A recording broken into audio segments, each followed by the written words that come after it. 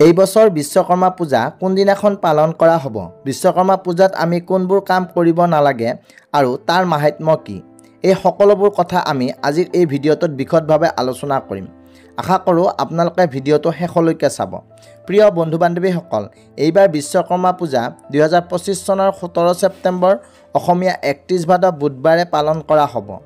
পঞ্জিকা অনুসৰি ভদ্ৰপদ মাহৰ কন্যা সংক্ৰান্তিৰ দিনা ভগৱান বিশ্বকৰ্মাক পূজা কৰা হয়। শাস্ত্ৰ অনুসৰি ভগৱান বিশ্বকৰ্মাক দেৱশিল্পী আৰু বাস্তু দেৱতা বুলি মানি লোৱা হয়। সেইবাবে এই দিনটোত বিশেষকৈ কাৰখানা, দোকান পোহাৰ, অফিচ, যান বাহন আৰু সকলো সঁজুলি পাতিৰ পূজা অৰ্চনা কৰা হয়। হিন্দু ধৰ্মত ভগৱান বিশ্বকৰ্মাক বিশ্ব খনিকৰ, দেৱশিল্পী, স্থপতি আৰু প্ৰযুক্তিৰ দেৱতা বুলি মনা হয়। শাস্ত্ৰ অনুসৰি ভগৱান বিশ্বকৰ্মাই ব্ৰহ্মাৰ আজ্ঞাত চতুৰ্দশ লোকৰ নিৰ্মাণ কৰিছিল।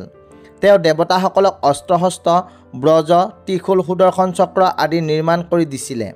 শ্ৰীকৃষ্ণৰ দ্বাৰকা নগৰী, পাণ্ডৱৰ ইন্দ্ৰপ্ৰস্থ, ৰাৱণৰ লংকা নগৰী, ইন্দ্ৰৰ স্বৰ্গ, শিৱৰ কৈলাশ সকলো তেওঁৰ হাতৰ সৃষ্টি।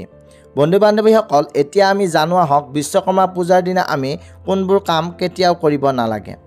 সৰ্বপ্ৰথমে বিশ্বকৰ্মা পূজাৰ দিনাখন সঁজুলি আৰু মেচিন আমি কেতিয়াও ব্যৱহাৰ কৰিব নালাগে।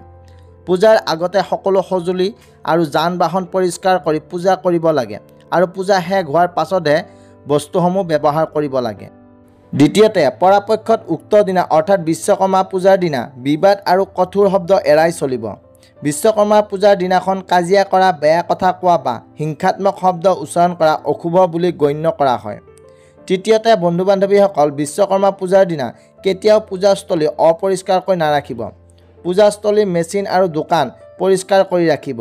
শাস্ত্ৰ অনুসৰি অপৰিষ্কাৰ পৰিৱেশত কৰা পূজাৰ ফল হ্ৰাস পায়। চতুৰ্থতে, উক্ত দিনাখন মাছ, মাংস, মদ আদিৰ দৰে মাদক দ্ৰব্য একেবাৰে পূজাৰ দিনা নাখাব।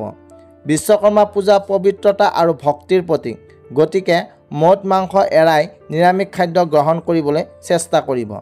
পঞ্চমতে, পূজাত অসাৱধান নহ'ব।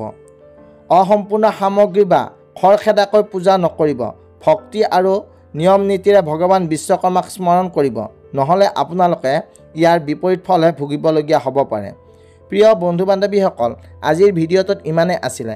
আশা কৰোঁ আজিৰ ভিডিঅ'টোৱে আপোনালোকক যথেষ্টখিনি উপকৃত কৰিব। যদি ভিডিঅ'টো চাই ভাল পালে তেনেহ'লে নিশ্চয়কৈ এটা লাইক কৰিবলৈ নাপাহৰিব। আৰু যদি আমাৰ চেনেলটো এতিয়া ছাবস্ক্ৰাইব কৰা নাই তেনেহ'লে ছাবস্ক্ৰাইব কৰি কাষত থকা বেল আইকনটো প্ৰেছ কৰি দিব। অন্য এটা নতুন ভিডিঅ'ৰ সৈতে পুনৰ লগ পোৱাৰ প্ৰতিশ্ৰুতিৰে এতিয়ালৈকে আহিছোঁ। ধন্যবাদ।